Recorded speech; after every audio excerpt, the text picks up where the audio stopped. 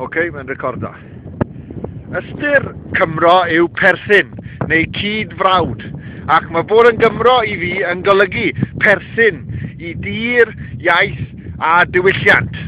Fel Cymru hefyd, mae rhaid ni sefyll lan yn erbyn yr elfennau, boed yn wynt, glaw, mae peth yn dod mewn o ffordd na o'r gorllewin, globaleiddio neu fygythiad i ddiwylliant, a mae rhaid gwrthsefyll yr elfennau yma. Hefyd, fel Cymro, braint yw'n gallu mynd lan i'r pwynt uchaf ger eich cartre ac edrych o gwmpas y pwynt hwnnw a gweld mor hardd yw'r tir ac bod chi'n teimlo eich bod chi'n perthyn i'r tir yna.